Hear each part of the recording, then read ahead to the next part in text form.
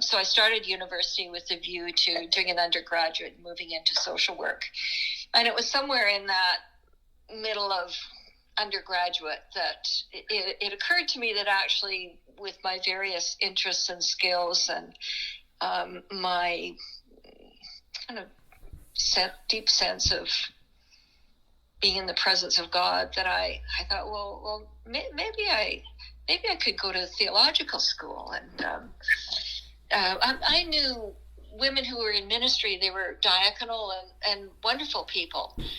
But at this point, I thought, well, I like the idea of worship leadership, and also had a passion for outreach and education, which is what the diaconal ministry did. But I thought, well, if I'm going to go for it, I should go for it. And you have to remember, this was in the late 60s, early 70s, the beginning of the women's movement, where all of us were beginning to think outside the box.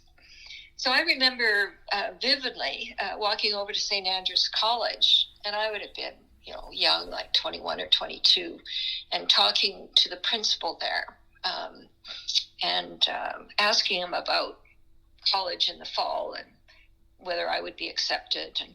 And he was very keen. And I said, and well, will there be other females there? And he rubbed his hands and he says, well, I hope so. And of course there weren't. So I was the only female student in 1972 when I went into the college. So it was quite a challenge. I came with all of my convictions from my home early church experience that I could be a leader, that I could be valued, that I could work with people. And so for me, it was a no-brainer, but it was a bit of a rude awakening. So in that class, Joan, you're the only female. What was the total number in the class? Oh, well, in the whole college, I was the only female.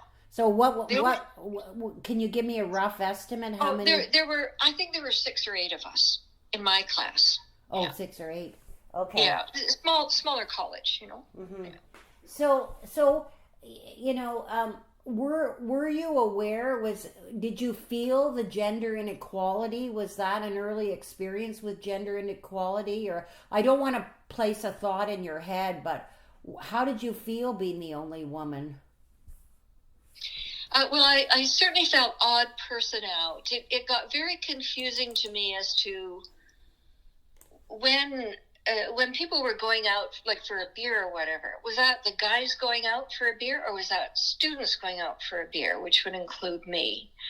And I think in those days there was a lot of confusion about how to relate to females. Traditionally in the colleges, there had been women who were female students, but they either were or were characterized as women looking to marry a male minister, or being in the college purely for academic reasons.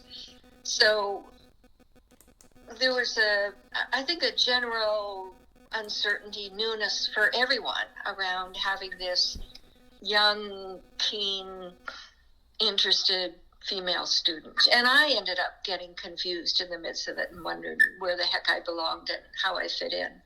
And it didn't really take me that long until I realized there's some real issues going on here. And I began to try and kind of sort that out. Fortunately, I was living at home, which was a really safe place for me.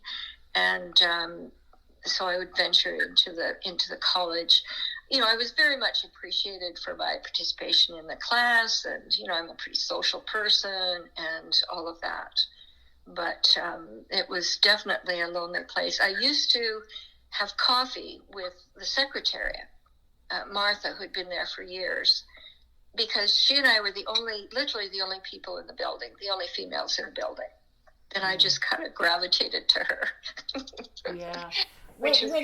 When you say it was assumed that, any woman in there had to be there for either academics or maybe to find a husband, are you implying that there wasn't an acceptance that, of course, women could take a charge and be the minister in a church? Is that what you're...